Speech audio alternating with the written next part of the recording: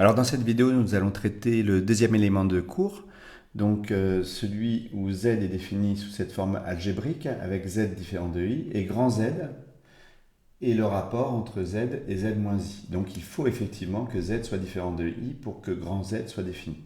On vous demande de montrer que l'expression de grand Z est celle-ci. Donc pour procéder, on écrit z, voilà, on multiplie en haut et en bas par z moins i bar, voilà, z moins i bar, z moins i bar, en haut et en bas. Alors z moins i bar, c'est z bar plus moins i bar, c'est-à-dire plus i, z bar plus i. Donc voilà ce que l'on obtient, voilà, plus i. Alors plus simplement, on peut simplement écrire, et je pense que beaucoup préféreront faire ainsi. On multiplie ici, on écrit ce que c'est que z moins i. Z moins i, c'est z plus iy, donc plus, voilà, plus iy moins i. Donc, si on factorise, donc plutôt que de procéder ainsi, où ça aurait été éminemment correct, peut-être plus simple au niveau du calcul, on va faire comme si on ne l'avait pas vu, parce que je pense que vous trouverez ça plus simple. Et on multiplie en haut et en bas par le conjugué, et le conjugué de ceci, c'est la même chose avec moins devant le i. Donc on obtient ceci. Voilà. Or, je rappelle la formule, z, z bar, alors pas forcément z bar z ou z, z bar, c'est, décidément, c'est module de z au carré. Donc ici, le module de z au carré, c'est x carré plus 1 moins y au carré, puisque ça c'est la partie réelle, et ici la partie imaginaire. Au numérateur, on développe, on va obtenir x carré. Ici, x fois moins i, y moins 1 se produit aussi. Donc yx, ou xy, c'est pareil. Et ceci fois ceci, i fois moins i, ça fera plus 1. Facteur de y, y moins 1. On regroupe partie réelle et partie imaginaire. Donc partie réelle, c'est x carré plus y carré moins y si je développe. Et la partie imaginaire, c'est i facteur de, entre parenthèses, xy moins xy plus, ici, ix. Voilà, donc ceci s'élimine et on retrouve la même chose que là.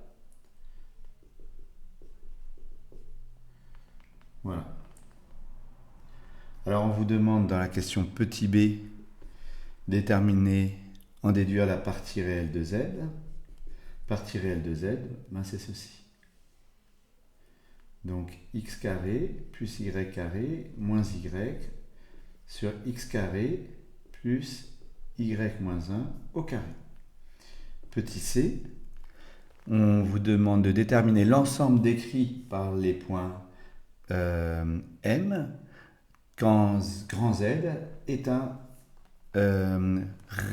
imaginaire pur. Donc la partie réelle doit être nulle. Donc on écrit grand Z imaginaire pur, si et seulement si, partie réelle de grand Z égale à 0. Ici on a un quotient est nul si et seulement si le numérateur est nul. Là, on utilise la forme canonique de y carré moins y. Donc la forme canonique, c'est y moins 1 demi au carré moins 1 quart égale à 0. Effectivement, si je développe cette expression, je retrouve ceci. Et donc on obtient x carré plus y moins 1 demi au carré égale 1 quart, c'est-à-dire 1 demi au carré. Et là, on reconnaît, c'est ce qu'on a fait lorsqu'on a fait le chapitre sur la géométrie plane, le deuxième, où ici on reconnaît une équation de cercle. Donc m Z décrit le cercle de centre